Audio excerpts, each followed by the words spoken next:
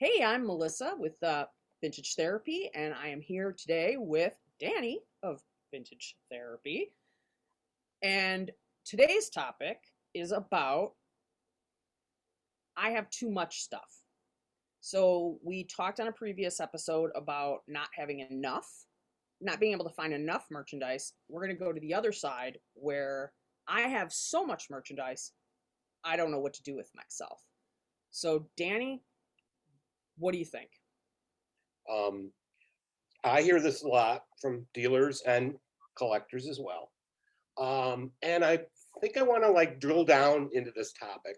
Um, so I'm going to say some things that people are going to go, be unpleasant, but this is what this is about. Why do you have too much stuff? So it can be, okay, I can't pass up a bargain. You know, I I've never seen one of these before. I have three of them, but this one's in better shape, so I'm going to buy this. And da, da, da, da, da. I need. Do you really need the inventory?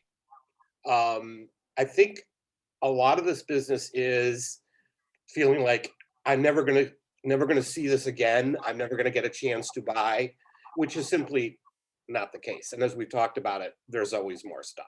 But people have this feeling that this is it. It's if I don't buy this, oh my gosh, what's going to happen? Their head's going to explode. Um, and I kind of skew it back into really looking at oneself, because I think this is a bit of and I'll put this out there, a bit of a mental health situation. Because when it gets to be that there's too much stuff, is it literally affecting your health? And we've talked about this, is this that where you're living in boxes and crates and you don't have your dining room table anymore. The number one thing I always throw out there is, can you have people over? Can you answer that question?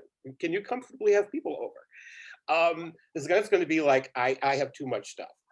And we can address like what you're going to do about that. But first I want to talk about that. So we all have the show hoarders, most of us do. But I believe there are really levels of hoarding. And when I use the word hoarding, let's just say it's with a small h. So I'm hoarding collectibles. I'm hoarding things to resell. I'm hoarding things that, right? I'm hoarding antiques. We'll just call it with the small h. So, and we know what we know what the cap h is where there's, you're walking on newspapers and there's dead animals, under it all. Okay, there's a show for that. Let That's me ask you this question. yeah. Yeah, let me ask you that question. So, do you think that the small H hoarders think that this isn't hoarding Yes. because it is valuable, or They absolutely don't. this has Yeah, value? right. They don't think that. And it's so I'm going to propose something which I call self-intervention. Hmm, all right. Yeah. And because you can say, you can look at oneself. I don't think you can really be objective about yourself. And your spouse may have an opinion, and well, good for him or her. And your kids may have an opinion, and well, when they're old enough, they can do what they want when they're out, with their own home. But I think you need to kind of step back from it and say, where am I in this? Because when you when you when you realize, I think it's when you come to realize it's a problem, then it's a problem. But we can all be in So, let this. me ask you one more quick question. Have this happened to you? Oh, Did you absolutely. have a time in your life that your house was so full that you couldn't have anybody over? Oh, absolutely. Absolutely. I think even now in kind of mid-range COVID here, I'm in a bit of it right now because there's been Oh, so much stuff that's come in and sorting. And even though I have a store, but I'll bring things home to sort them, and before you know it, yeah, here you go. So absolutely, I'm being honest here. So yes, at this is what point this, yeah. does it bother you? Again, I think when it starts interfering with your health and your life and your happiness. Um, and so this is kind of why I'm going with this idea is that, um, let's take a page out of the hoarding show, because I think this part is interesting, and invite over a friend for lunch. Okay. not a dealer or not a relative. Start there. Not a relative. They have an agenda. Bad idea. Not Yeah. a dealer, not a dealer friend, because the two of you are going to sit there comparing bakelite bangles and look at the mark on this pottery, and I found this thrifting, and no, Yeah, that that's not person's topic. just gonna enjoy your mess. Not what that's about. It's going to slow it all down. So an objective, and whatever this person's going to say, you cannot hold it against them. This is, they're being. It's if they give you some tough love, take it. Just put that Tuesday lunch aside and say, then after that, you're not even going to talk about it. You just want somebody's opinions. I want you to do is to invite somebody over for lunch, show them your house, walk them through the basement, take them up in the attic, go into the garage. You have storage lockers? Let's go on a little drive and visit number 2, number 3, right? Do you have things at your mother's house? Well, there's another little road trip if it's convenient. People pack things all over the place and have an objective opinion. Get another set of eyes on what you have, that you have too much stuff. My point about this is that only then I think you can kind of sit back with somebody else and say, okay, now what do I do? And really, we could say this episode could start there, but I think there needs to be some perspective on what is really the problem. If you think you have too much stuff, then I guess it's a problem. And then what do you want to do Sure. about it? I And can go ahead. honestly tell you. So I'll tell you, and I don't know if I've ever told you this, but when we moved from Michigan to here, um, oh man, did we have a house full. I mean, we had a basement full, we had a house full, we had a garage full, and we were moving to a place where your garage space is less existent. We don't have big yards here. We don't have, in Michigan, we had more space to cram stuff. All right. We didn't have that here. So we had to go through a purging process Mhm. more than once. And then a lot of this stuff, and a lot of it, I'm not even going to tell you, but some of the stuff we had to put on the curb. We had no choice. We had no choice. It couldn't come here. It was like too big. And so that was a big wake up call for me to realize that not only did I have too much stuff, but I actually had to get rid of, put it on the curb Mhm. to get rid of it. Now, what good did that do me? Did that help me at all? No, because I'd obviously paid for that stuff. So when you have to put something out on the curb because you can't move it, you have a problem. Okay. But So I'm gonna disagree though. I think you did yourself a huge favor. You could say, what did you get out of that? You got it out of that sideboard, that table, that whatever big thing, or it was a sideboard and it was amazing. It was Italian amazing. and it was And we all, inlaid and oh my God, no. well, And here, and as dealers, we all go, oh, if I could have sold that, I would have got. I've lost X amount of money. No, no, no, no, no. Go back to the money can often be a problem, and this is you got your space back. You got a little part of your life back. So I and thought I love that you use the word purge. I was still not at the full place though where I understood that, like, so we come to Illinois and we basically start again, accumulating, accumulating, accumulating. And now I've got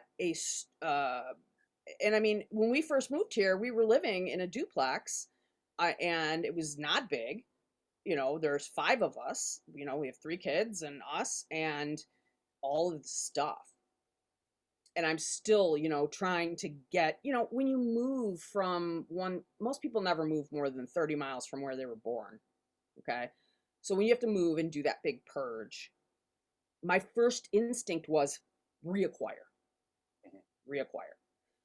So I still wasn't to the point yet where I feel like I realized at some point, I realized the stuff is never going away.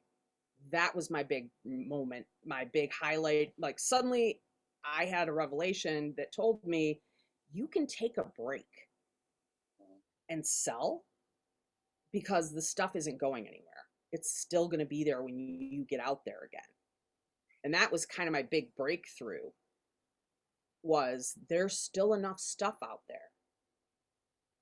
when I had, I had surgery last September. I had a major emergency surgery. I was in the hospital for 11 days. I was afraid for my health, that my house was dusty, that my house had too much stuff in it. And I had gotten to the point where living room, dining room areas were off limits for stuff. I wanted livable area. But when I was in the hospital, we had big oak doors in the dining room. We had a chandelier on the floor. I mean, dust had piled up everywhere. And again, I'm worried for my health Mhm.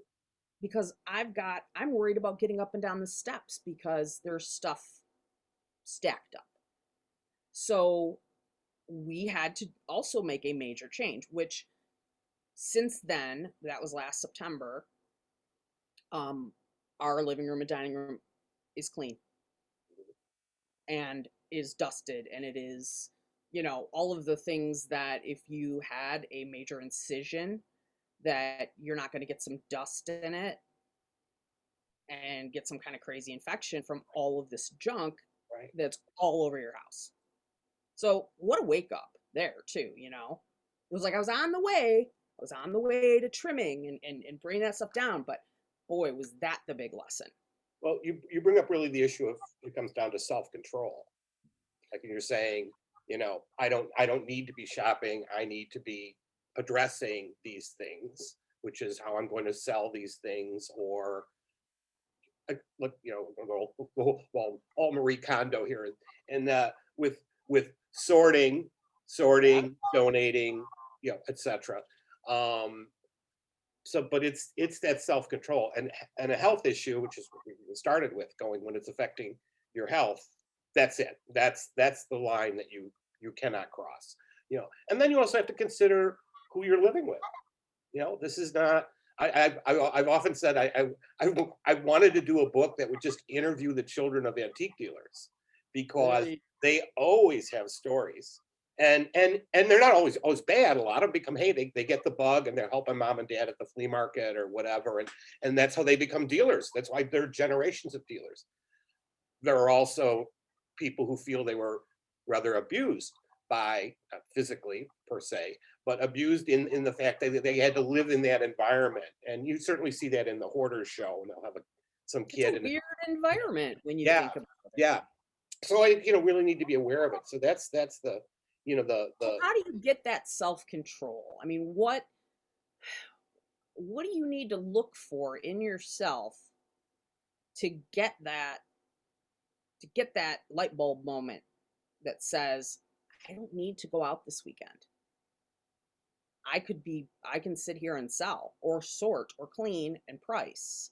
right. What makes, because obviously shopping's way more fun.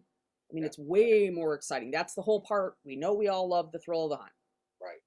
Well, So what part of you has to turn on? well, all those endorphins are getting charged up when you're buying things. It doesn't happen when you're listing things on eBay or Etsy or Right. Amazon. It's just, there's no, there's little pleasure in that. I think it goes back to, again, just where I started, um, you know, looking at oneself. And if you have a bit of an addictive personality, which it Which certainly I leads think a to, lot of us do. which a I mean, I lot think of us do. that's a And big again, part of this industry. and no shame in that. No shame in that. What's wrong is that if you don't acknowledge it, if you don't accept it, right? That's the first part of any addiction, is just realizing, you have a problem. And this is a unique thing because the stuff can, take over your life, and in a very insidious way. I mean, it could be just one weekend the place looked great, and then you brought all this stuff home, and now it's not. And you'll I mean, say, listen, and we've there's all all these, everything's a project then, right? The Yep. chair that needs to be reglued, and this needs to be reupholstered, and that. Um, I write about a couple chapters in my book about dealing with Selling dead people's things. selling dead people's things, um, of hoarding situations.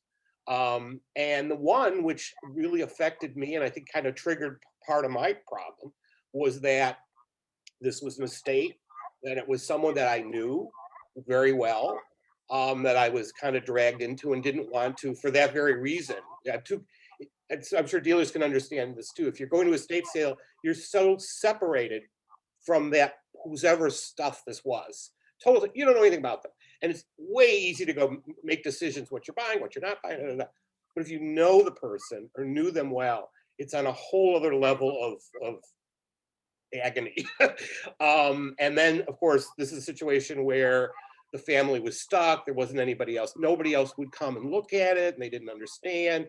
And he was an ephemera collector, as am I. So it was like, in some ways, just the worst thing for me to be. Right, because you can dealing save with. the day here, number one, by helping with this and taking care of it, but at the same time, you're adding a load to your. Oh, totally. No, it was just I took their problem became my problem, and I did that. Totally did that.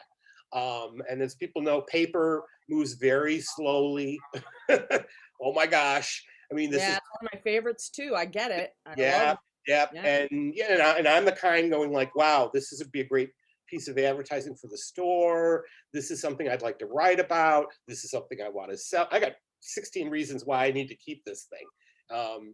So I get it. This is not, me like, That's a good point. That's a really good point that you just made, because a lot of that stuff runs through my head too. mhm, Like, oh my gosh, I could post this. yeah, I could write about this. I could talk about this. yeah, and we do, and we do. Yeah. I want to put that out there. It's not all, but that's a kind of a But do I need to small, buy it in order to you know, do that? I you know, guess. yeah. Well, yeah. It's the. I think anyone too who has an appreciation for just graphics and art in general, and art is here. There's art in postcards. There's art in So true. magazines. There's just art. It's art. It's art and design, and it's and it makes me happy. And I sell lots of it. I sell lots of it for other dealers. But that mini horde then became my mini horde, and I've addressed very little of it just because it's So overwhelming. where is it? Is You it know, in you know, storage? Is it's all it? it's all over the it's all over the Melissa. It's all over the place. Some of it's behind the screen. How about that? That I still have to go sort through. And I don't want to. I'd say The it's point I'm easy. trying to make is that you and I are very normal, average dealers too. You may own a shop, I may own a show, but we're still dealers. We Oh, still struggle with the same things everybody else does.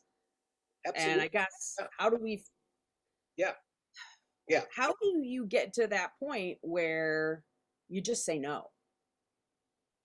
Well, part of it is what you're saying, where you're going to like take a break, going, I'm not really buying anything else, and I'm in a difficult position also. And here, it's happened. It's fine, but in that I get, I don't know. Oh, right.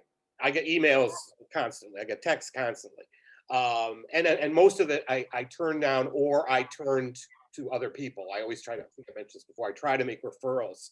And I really even start with, I don't need to buy anything, which is not to say that I don't, but I tend to buy things that I feel I could sell quicker. Quick.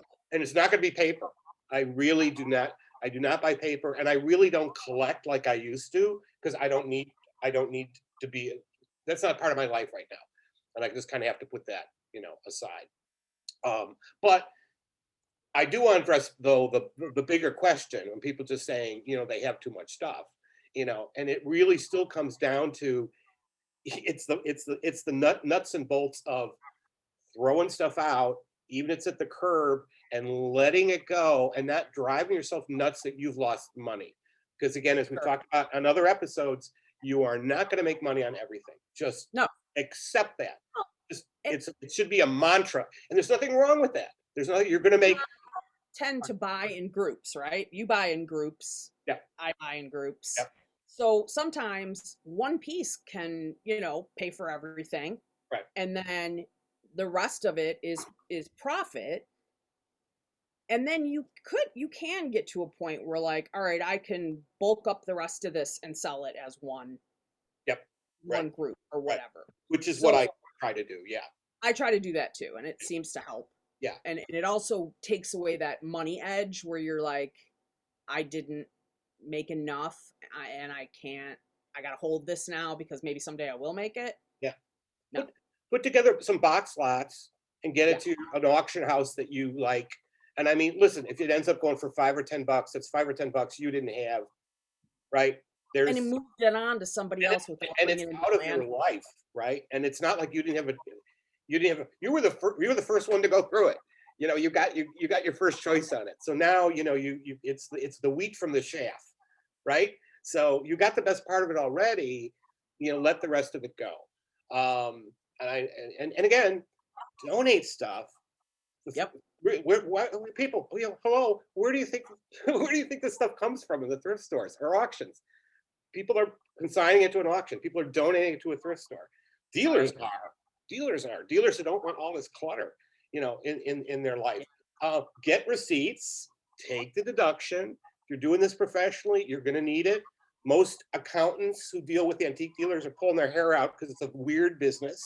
You know, what is the diminishing return on something that you've owned? You know, how do you deduct that? You know, so Right. you know, don't donate this stuff.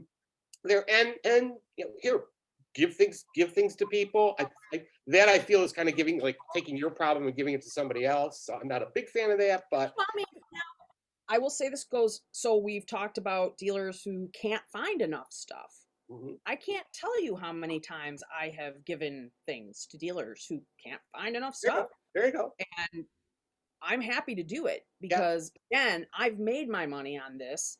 I can flip this to somebody else and give them the opportunity to do with right, it as right. they may. They may have different customers than me, whatever. Yeah, And if I can help, then I will. yeah, yeah. And they're gonna love you for it. Yeah, it's kind of what makes the world go round. Yeah. And it should. I mean, I know too, like, yeah. Okay, wait. Let's circle back again.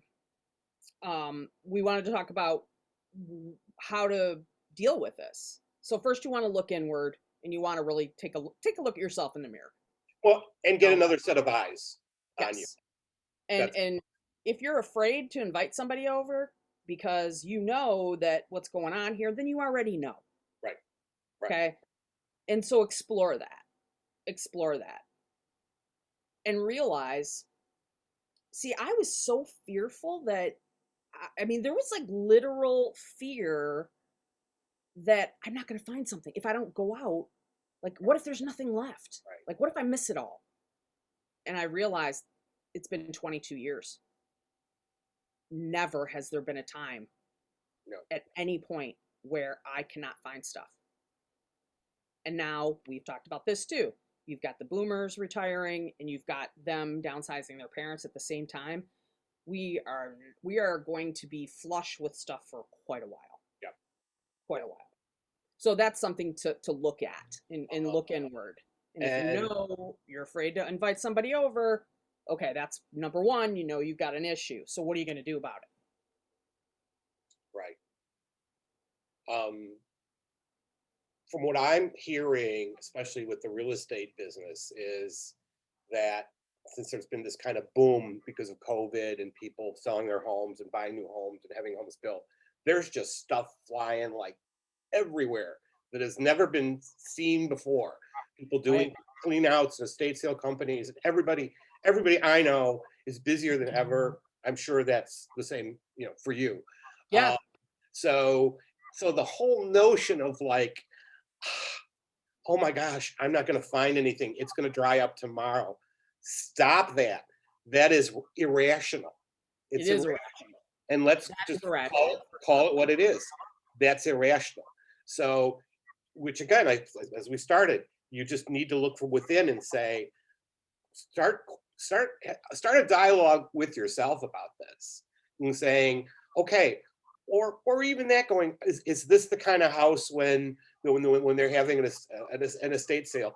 Imagine your house now as the estate sale, and they're coming in, right? Well, And not in a, you know, one thing that I do imagine, and that is my kids having to clean this up. well, yeah, yeah, And I don't know, does anybody ever stop and think about that? Like, if something happens to you, yeah. who's going to deal with all this? And Well, all this stuff that you have put into storage units and you think has value, well, guess what? If you drop dead, God only knows what's going to happen. It could all go into a dumpster. right, Right. Well, I think there's two schools of thought on that. Yeah. There's people that are just, this was mom, dad's collection. And I never understood it, and I don't want this stuff, and they're throwing it out, right? Or they get kind of hyper, it's either because of money or loss, right? It just means something more to them, and they don't want to part with it. Yeah. That they're overly cautious and careful about it. Oh my gosh, this is mom's tea set, and your mom, might have People bought it need at this. a yard I sale should for never $5. sell this. It's worth $1 million. Yes, that's right. They're all this. So in the stuff, there's all this emotion that goes with it. Yes. But it's not necessarily applicable from generation to generation, or rational. So, but No, you know what? It's not rational. Let me tell you, like, I recently inherited a drum kit. Guess what? I want this drum kit. I won't sell it because there's an emotional connection to my uncle who played the drums his whole life and died unexpectedly and very young in the past year. Hmm. So all of a sudden, I have this thing that is, number one, it's going to be huge. Number two, it's going to be loud because I'm going to learn how to play them. And number three, I'm emotionally attached to this. Right. And now there's a drum kit in your life. Yeah. And in this, we can say, well, at the moment, it's a good thing. And I'm also making that choice. This drum kit is not here yet. I had to accept it. I had to say, yes, I want it. Right. And I thought about it first. And I decided it was important enough to me to keep. The rest of it's just stuff. So this was him, and this was important to him. Right. And it's important to me. And it is important. It is absolutely important. Though I will say that, just being objective about it, it should be this drum kit is coming into my life, and I need to make space for it. I exactly thought that.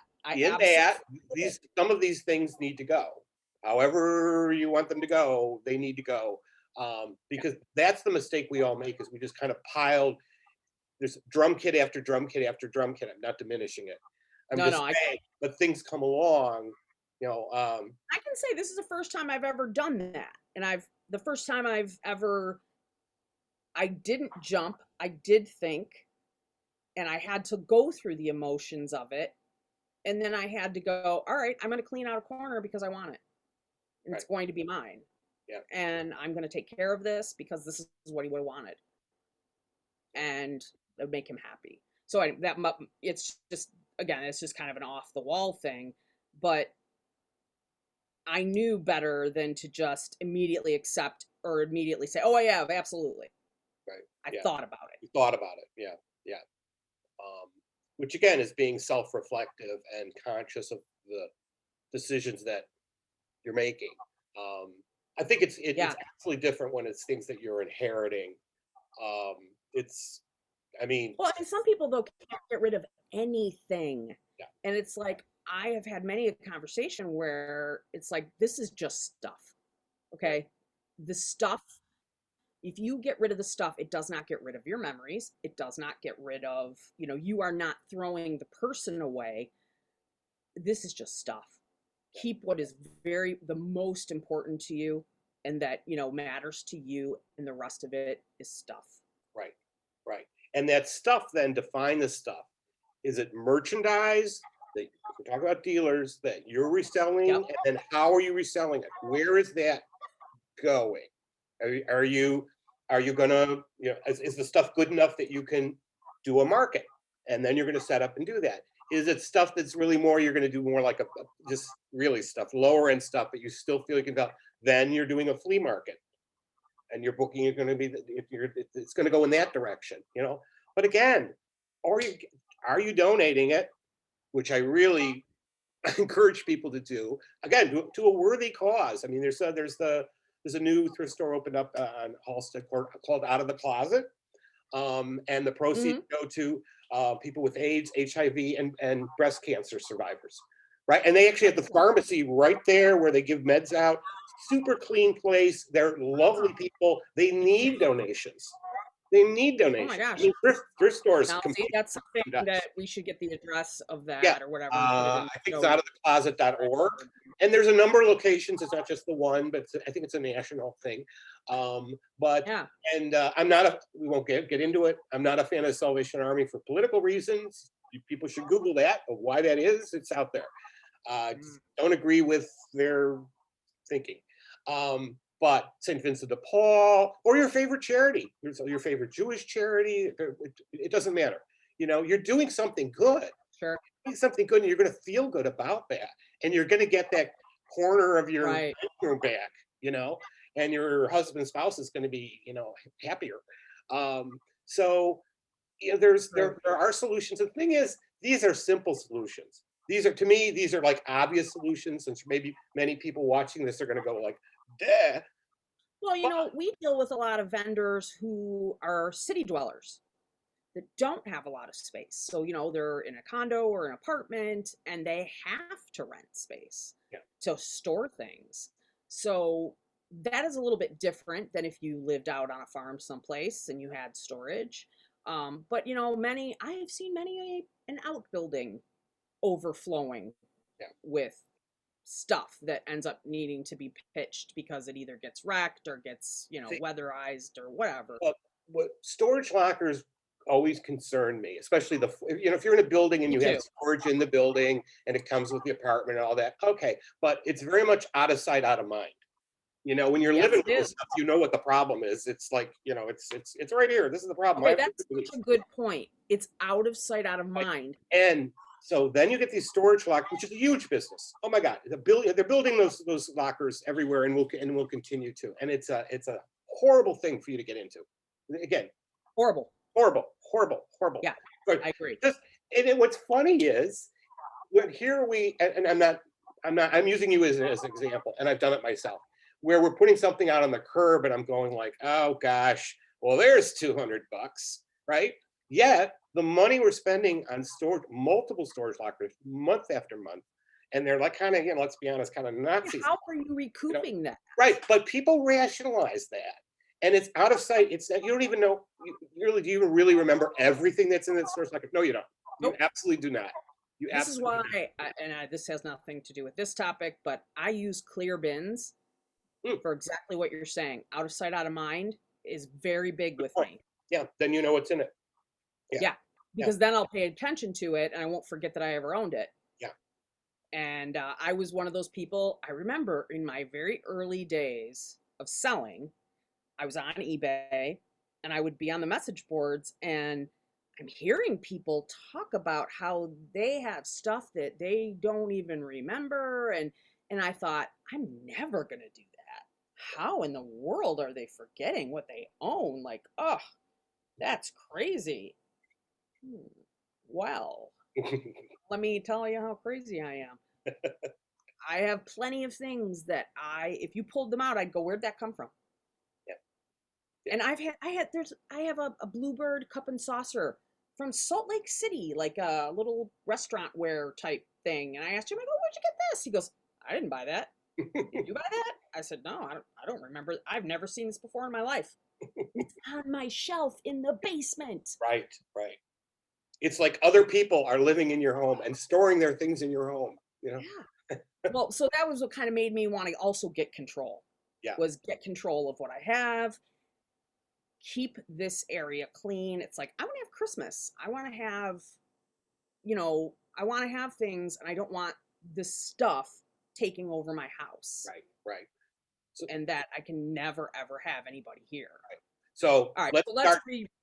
Yeah. Well, that's good. That's a good first one right there.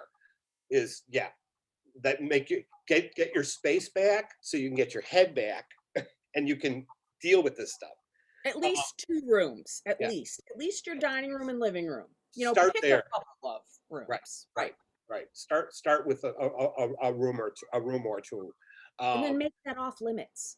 Right. Off limits. It's only here for, this is your living room and you're only allowed to live in it. Yeah.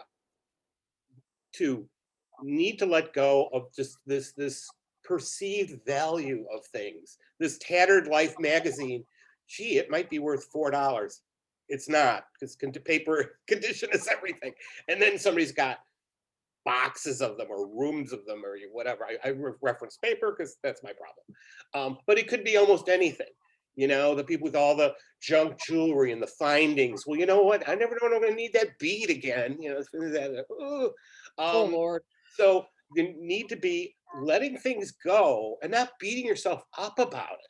I think that's really the big thing here, is that, again, to get yourself back. Don't beat yourself up that, again, there's this monetary value. A good dealer, you're making money. I make an example. I had a guy sold me 100 comic books. I don't know anything about comic books. Do not. But I went through and he went $100. I thought, well, I'm going to take a gander on it. I sold one for a lot of money.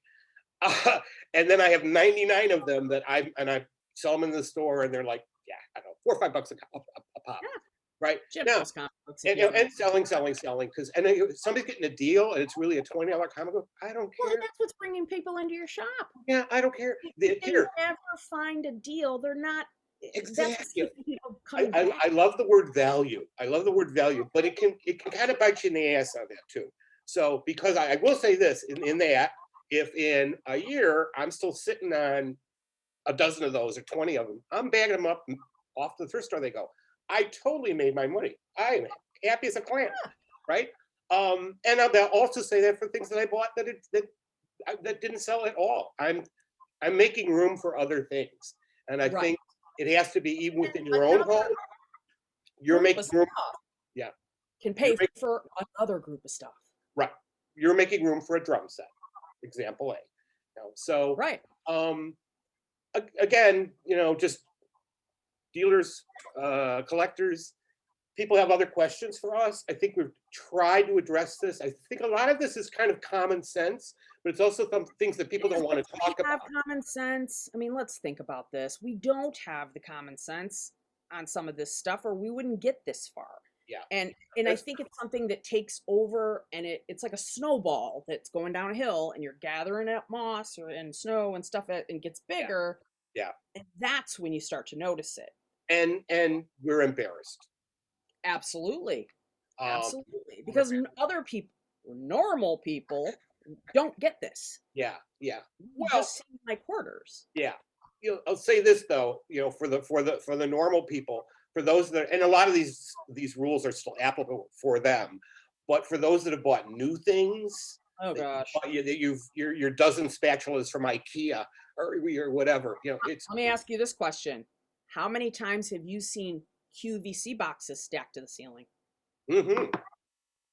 Oh, the home's terrible. The home shopping, Yep. Terrible.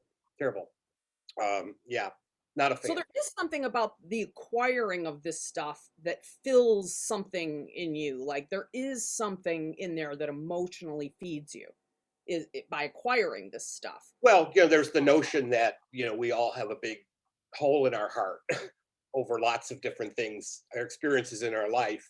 And maybe it's the loss of others, pets, experiences, and it fills that hole. I'm no psychologist. That's just. Well, and maybe it's like control.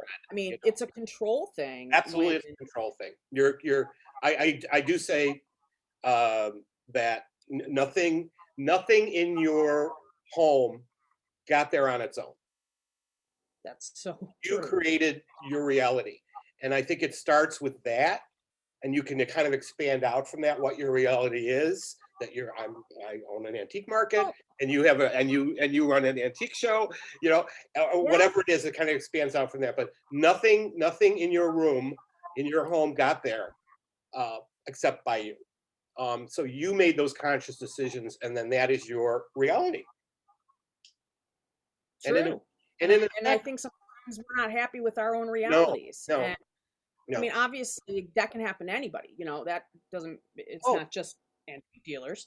No. But I definitely think that we all, for whatever reason, that stuff makes you feel good, at least for a little while. Momentarily. Until, yes.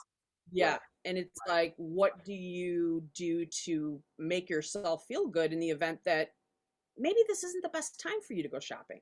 Maybe you really need to make some money because your taxes are coming due or whatever else. Look at your reality. Look at your bank account. Yeah. Um, and if you are spending way more money than you are making, you're also in a situation that is Yeah. going to end up spiraling out of control eventually. That's a good point. And to that is look at a calendar. Get a calendar out and you say, I know my property taxes are due on this date. I know my kids' tuition are due on this date. Don't be like 3 weeks beforehand, I gotta get some money. Especially in the vintage business. Doesn't work that quickly. Doesn't work Right. that So it's quickly. like if you're not, and today it's also not like it was 20 years ago on eBay where you put something up for a 7-day auction Right. and you watch that price go higher and higher and higher. And it's like today is very different. Very, You have to be consistently listing online, yeah, and yeah. we don't do Well, auctions at all anymore. and consider it's a minor point, but consider too, you're not paid as quickly. Right. That's exactly what I'm trying to say. So yeah. Like before, it was like you had Oh, 7 days, and you knew it's you were there, going to get paid at the but end of this. no. Today is very different. I can list something and not sell it for a year. Right. Right. So it takes consistency and we should probably make that a topic at some point, Right. Yeah. how to get into the habit and routine of selling consistently, because that's the only thing that gives you the freedom to continue buying. And if we all want to buy so much because we love it, well, if you're not selling enough, you can't. You really can't. Right. And you shouldn't You be. can, but Yeah. it's going to ruin you eventually. Yeah. It's that whole borrowing from Peter to pay Paul, and it's like, but you still have this huge pile back here that maybe, and I don't even think people realize how much they're spending and having it sit there. Right. Now, Right. I've learned from some pretty amazing dealers over the years what kind of things that you should hoard. Gold, Yeah. fine jewelry, Yeah. art, okay, coins, silver, whatever. These are things that I personally agree that you can hang on to, and they're probably going to appreciate in value if you have a good eye. Yeah. Art, definitely, gold for sure. I used to work for an attorney, and he had an expression, and he said that all his money was tied up in cash. Interesting. I So could go into a big tangent about right, that and right, Bitcoin and yeah, fiat currency and dirty money. I yeah, could do all that, but I'm not going to do that today. yeah. More than ever, though. Yeah, Oh yeah, yeah. yeah, yeah. Yeah, and you know what? And we're also we're heading into inflation here, okay? We're heading into an inflationary time where once again, this is your opportunity to get rid of some stuff. I really feel like I said, the stuff that was selling, the people that were buying this weekend, they're not going to the mall anymore. No, They're not, you know, but are they being cautious about what they're buying, or are they just enjoying the frenzy of having opening time and being able to finally get out and do stuff? And that right. may be the case. Yeah, I think COVID has made people more aware of, again, their surroundings, their homes. Yeah. What have people been buying? Things for their home. Um, Yes. I understand people, of course, those of us who've gained weight for the pandemic, you're buying clothes. For those of us who've lost weight for the pandemic, you're buying clothes. I was reading that this morning. That's a thing now. So on like almost every level of what we do with vintage, there's been a boom in the market. I don't think it's going to last forever, but I think it made people really kind of wake up and saying, "Am I happy? Am I happy with what I'm doing for a living? Am I happy with my Yes. surroundings? Am I happy with my spouse?" I mean, you're questioning like all these things. They've actually had a little time So, to think. yeah, yeah, it's been an eye opener. Again, I think there are some silver linings to all of this. I Got to look for them. Got to look think for them. so too. Not really evident. But when it comes down to like you're not happy with your surroundings, and I have a friend of mine. I'll just end with this story, and is that for I would say every I don't know every couple years he would redo his whole apartment, and it would be now he had vintage things, So he would sell his vintage things and he would get his money back and maybe made a little money, maybe lost a little money, and he would do like a whole new look. And it was kind of, he would just reinvent himself, and it makes him feel good about himself. That's And fair. yeah, and not this isn't somebody with a lot of money. This is a really decent, wonderful guy, friend of mine. But he just would change up his surroundings, and it makes him feel good. And because it's vintage, he can do that. That's what I love about the story. Well, and that's a That good point. Yeah. this is not stuff from Target and IKEA or Wayfair. We're not And talking the about fact that you that. could actually resell it if you wanted to, and I've said this before, maybe you're not going to get as much money as you paid, but you can get something, Yes, which is more than you that's can our say for point. anything from Target. Exactly. So so when people switch up their surroundings, you're doing it with vintage. It's good. It's good for as Yeah. much as you want to be concerned about. You're not wasting money.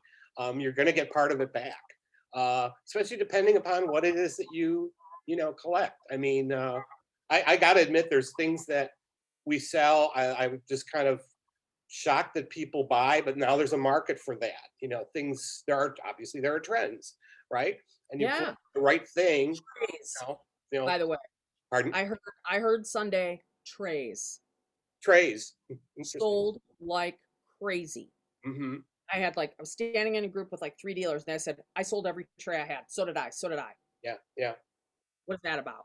I know. Marijuana. I know. For us, it's been a barware, sets of glasses. Interesting. Well, I think people are at home drinking. Well, you're not going out and drinking. Yeah, They're not.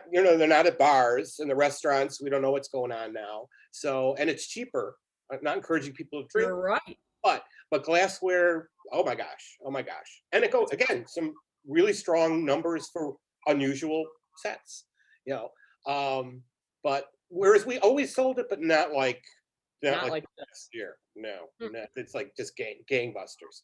And we could have a whole show on Which we'll do. We'll what's do hot, what's what's hot not. at some point. There's so much, but um, anyway, I I think we covered a bit of the waterfront on this. I think we did. I mean, so I think the first thing that everybody wants to do, we've said this already, look inward. Okay. Really explore your feelings and decide, is this bothering me? Because deep down, it could be.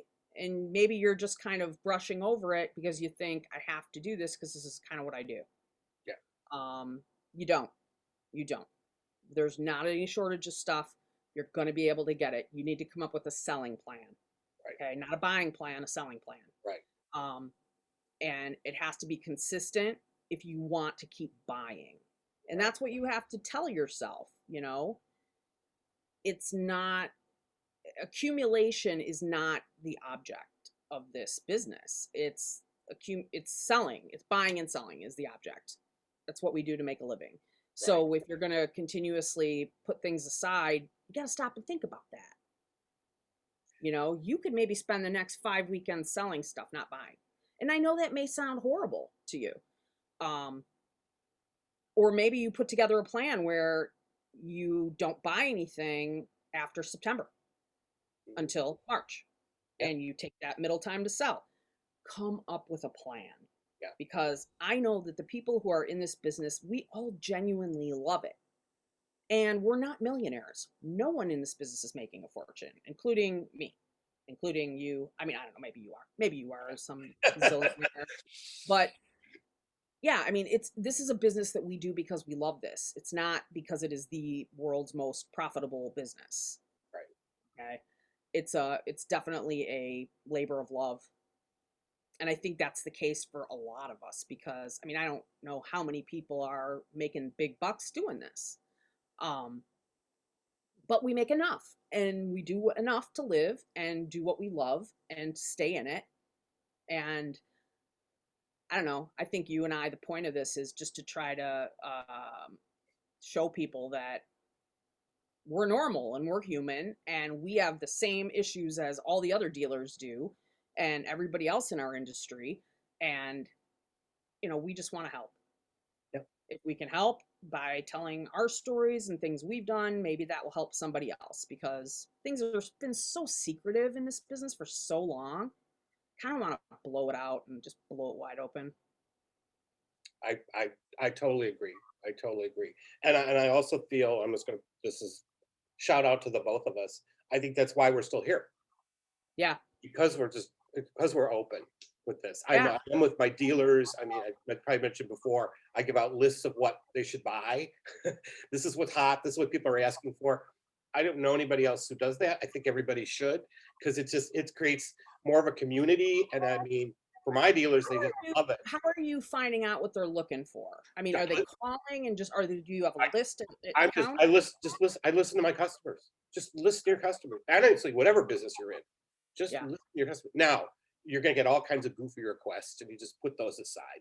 But Like a suit of armor? like a suit of armor. Hey, everybody, get going and looking for that suit of armor. Yeah, there's been the guy who came in and said, I need things shaped like a brick. That was my favorite. I need things shaped like a brick. For what? Yeah, and then what occurred to me was St. Paul Federal, which was a little souvenir bank. I don't have one. Little souvenir bank. One of those coin banks, you open up a savings account and they give you the metal bank. Is shaped like a brick. So I went to the dealers. Yeah, pardon. Interesting. Yeah, so I went to the dealers and I said, because this guy's serious, and I said, it's in St. Paul Federal, not a very saleable bank of collectible banks. Going to put that out there, and I can't tell you how many dealers went and said, "Oh, I have one of those. I had a couple of them. Put them. I think we sold them like 8 or 10." And then yeah. So it was just like, okay, I can work with that. And it's shaped like a brick. He loved it. Thought it was the coolest thing. So no, that's a bit odd, admittedly. Well, But right. There's always a lot of odd collectors out there. I just listen. And then I put together a list, and I don't know. I probably do it quarterly now. I kind of think I should maybe do that on the website. Put something up on the website like, "Are you looking for something special?" Well, here this weekend, you got it. Trays. There we go. Yeah, Trays. that's the I'm one thing. thinking, like, you know what? We've been selling a lot of trays. They're right. So I like, gotta poll the dealers too and find out what sold. yeah. I mean, I know a lot of clothes. Clothes was big, Well, yeah. and it's always Well, amazing. again, now things are opening up, and people are dressing up at least to go out. It's a little more off of Zoom, or at least better tops. Well, So funnily enough, one of the dealers said to me, "I'm bringing a bunch of vintage plus size." I said, "Listen, if it isn't black and flannel or black and pajamas, I don't care. I don't want it. But thank you." She laughed. She's like, "Yeah, good point." She says, "That's why I'm selling all this." It's like, yeah, give me some vintage pajamas and yeah, then maybe I'll buy those. something comfortable.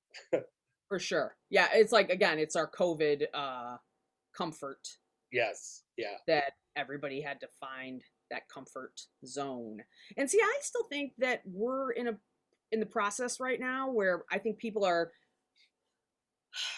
We all kind of locked down we were locked down last winter. Okay. Did you go anywhere? I sure as hell didn't. And we got a little bit used to that. And so I can see people working towards that again for this year, and maybe just making the conscious choice to stay in more, not go out as much, not spend the money. Right. And you want your house to look nice and you want to be comfortable in it. So I don't know. I think I could still see that kind of going through the fall. Absolutely. That hasn't changed. I think once you come to that realization, it's there. It's now, and your home became more important. It's very much so. It's your safe space, your safe place, and you want it to be comfortable, and you want to enjoy it. It's like, well, if and I've certainly heard from people where, because they're not going to bars and restaurants and clubs and theaters, unfortunately, they have more money. Yeah. They've got more money to spend on things, and better things then. I've had couples come in and say, we've been eating on a folding chairs and a card table, right, through COVID. And they said, it's cute. It's this couple, they're like 25, something like that. They said, you know what? We think it's time to grow up. And they bought this cute little dinette. Yeah, and it's like, but we've all been there. I have my first apartment was all just things from my mom's basement and things that I'd thrifted and found on the street. And we've all been there, So to me, that's the golden customer. It just is. It's affecting their life. Something we're selling, they're going to be using every day. I love that they came to you for that. That they didn't like go to. Yeah. Well, Oh no, I I say so, Art so Van furniture because yeah, I'm from Michigan, but like Art Van was crappy furniture that you went in and bought, and I'm yeah. glad they went to you and not something like that. And now it's as we've talked about, and I hear it from, you know what, I want to buy this and not buy something that's going to end up in a landfill. This is, this is a green purchase. I'm happy with it. No, they if you get it, once you get it, you don't go, who goes and says, you know what, I believed in that, I don't believe in that now. No, once you understand that, you don't go back on that. Mm-mm. It's part of your DNA then for the planet. So, It but really I is. love that because then, he's buying an LP and she's buying a dress and then they're going to your show and other shows. It's great. It's And I just, just love it. I oh, love that they're saving the planet by reusing things and that they're not afraid to reuse something that someone's already had. great. You know, And talk about it and talk about it. I and you mean, run into that. And yeah, like I ran into somebody there saying, I don't ever want to wear something that I don't want a couch that somebody else has already sat on. I go, honestly, as that's being shipped to you from China, I'm going to bet you a lot of things are happening on it. yeah, that's right. That's right. Good point. You Good. have no idea Yeah, what has happened to that sofa from the time it left the factory to get to you. You don't have a clue. yeah, So yeah, yeah. there you go. Things people don't think about. Well, All right. Well, I think we covered a lot there. But if anyone has questions for sure, please um, lay it out there. And good talk. yeah. So it's the circle of vintage life. Yes. Yes. Don't make your kids clean up after you. No, no, no. It's just bad. All right. Well, that's the end of this one. And we'll see you next week with a couple more fun topics that will apply to all of you and hope to resonate with you in some way. And see you soon. Thanks.